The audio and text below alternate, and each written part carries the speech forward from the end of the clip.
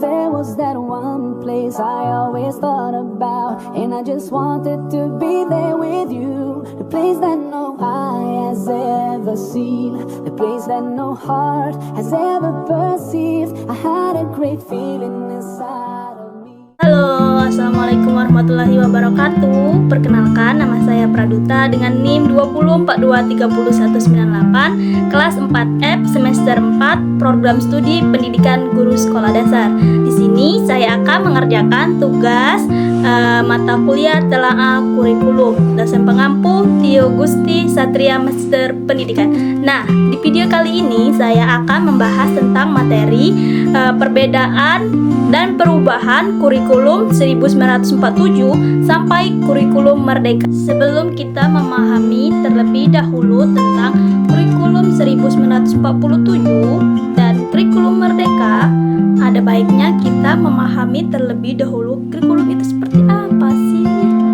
Jadi, kurikulum adalah seperangkat rencana dan pengaturan mengenai tujuan, isi, dan bahan pelajaran, serta cara yang digunakan sebagai pedoman penyelenggaraan kegiatan pembelajaran untuk mencapai tujuan pendidikan tertentu.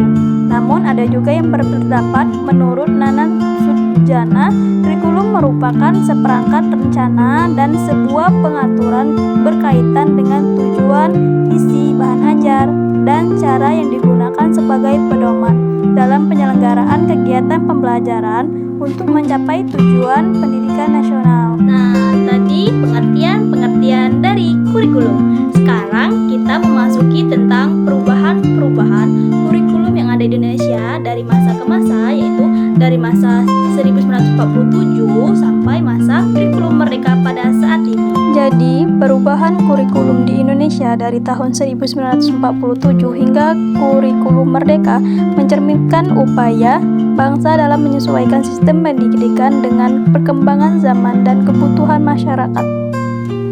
Berikutnya perubahan kurikulum yang ada di Indonesia. Yang pertama, kurikulum terjana pelajaran tahun 1947. Kurikulum pertama setelah kemerdekaan menekankan pembentukan karakter dan kesadaran bernegara, masih dipengaruhi sistem pendidikan Belanda, fokus pada pendidikan watak, berkesadaran bernegara dan bermasyarakat. Yang kedua, kurikulum terjana pelajar Turarai 1952, penyempurnaan kurikulum 1947, menghubungkan materi pelajaran dengan kehidupan sehari-hari. Yang ketiga, Rajana Pendidikan 1964, fokus pada pengembangan pancawardhana, moral, kecerdasan emosional dan jasmani, program wajib belajar. Selanjutnya, kurikulum 1968 bertujuan membentuk manusia Pancasila sejati, kuat dan sehat jasmani serta rohani, fokus pada pengembangan daya cipta, moral, budi pekerti, dan kecerdasan. Yang kelima, kurikulum 1975 menekankan tujuan agar pendidikan lebih efektif dan efisien, model prosedur pengembangan sistem instruksional.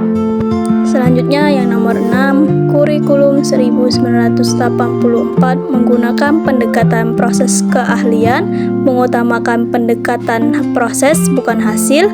Yang ketujuh, kurikulum 1994 dan suplemen kurikulum 1999, pengembangan kurikulum sebelumnya dengan penyesuaian terhadap perkembangan zaman, pelaksanaan wajib belajar 9 tahun, muatan lokal disesuaikan dengan kebutuhan daerah. Kedelapan, kurikulum berbasis kompetensi KBK 2004 menekankan pada pengembangan kompetensi siswa secara individual.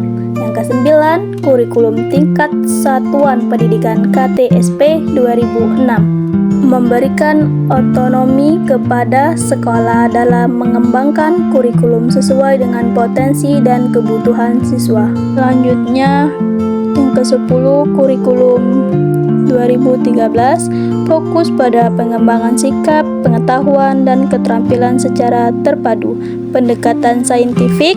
Dan yang terakhir ada kurikulum merdeka, memberikan fleksibilitas kepada guru dan sekolah dalam mengembangkan kurikulum, fokus pada materi esensial dan pengembangan karakter profil pelajar Pancasila.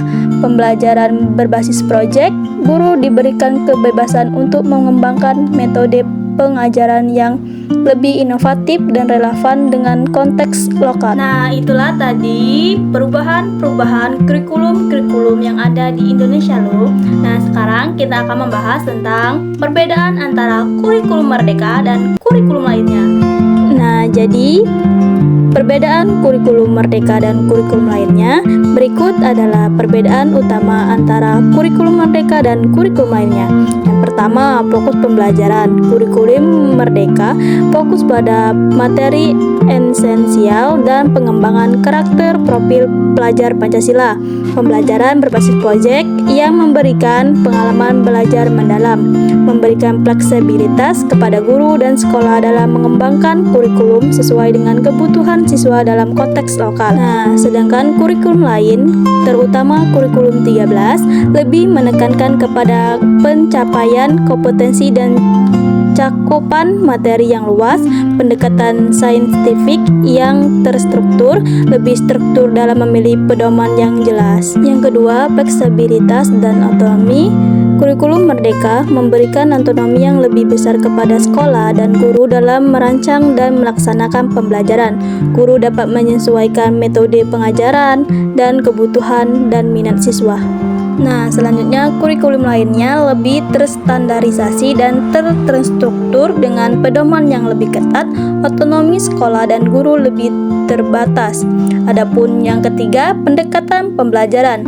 Kurikulum Merdeka, pembelajaran yang berbasis proyek yang menekankan pada pengembangan keterampilan abad ke-21, fokus pada pembelajaran yang mendalam dan bermakna. Adapun kurikulum lainnya lebih menekankan pada pembelajaran berbasis kompetensi dan pencapaian hasil belajar yang terukur. Kurikulum 2013 berfokus pada pendekatan saintifik, pembelajaran efektif, dan pengembangan karakter. Nah, tadi kita sudah membahas tentang perubahan dan perbedaan antara kurikulum-kurikulum yang ada di Indonesia. Sekarang kita akan membahas tentang kurikulum Merdeka pada saat ini. Nah, di sini saya akan membahas tentang hakikat kurikulum Merdeka, prinsip-prinsip kurikulum Merdeka, kerangka kurikulum Merdeka, dan sumber kurikulum Merdeka. Nah, kita bahas pertama yaitu hakikat kurikulum Merdeka. Hakikat kurikulum Merdeka adalah pendidikan yang berpusat pada peserta didik dengan memberikan keluasan kepada mereka untuk memilih mata pelajaran yang diminati dan sesuai dengan bakatnya. Selanjutnya, prinsip kurikulum Merdeka. Kurikulum Merdeka dirancang dengan beberapa prinsip utama yang menjadi landasan dalam pelaksanaan pembelajaran. Yang pertama, pembelajaran berpusat pada peserta didik. Prinsip ini menekankan pentingnya keterlibatan aktif peserta didik dalam proses pembelajaran. Pembelajaran yang dirancang untuk memenuhi kebutuhan dan minat peserta didik sehingga mereka merasakan termotivasi dan terlibat secara aktif. Yang kedua, pembelajaran yang relevan dan kontekstual. Kurikulum Merdeka mendorong pembelajaran yang relevan dengan kehidupan nyata dan konteks lokal. Yang ketiga, pembelajaran yang fleksibel dalam adaptif. Kurikulum ini memberikan keluasan kepada guru untuk menyesuaikan pembelajaran dengan kebutuhan dan karakteristik peserta didik. Yang terakhir ada prinsip kemerdekaan. Peserta didik diberikan kebebasan untuk belajar sesuai dengan minat dan bakat mereka.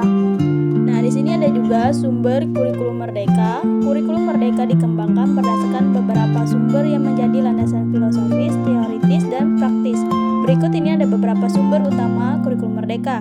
Yang pertama, filosofis pendidikan K. Haji Dewantara. Yang kedua, profil pelajar Pancasila. Yang ketiga, kebijakan Menteri Pendidikan, Kebudayaan, Riset, dan Teknologi.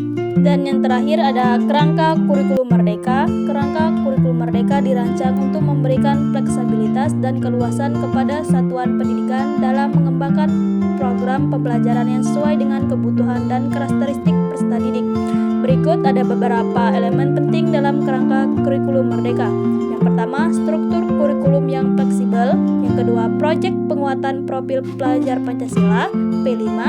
Yang ketiga, capaian pembelajar. Yang keempat, prinsip pembelajaran. Nah, setelah sudah kita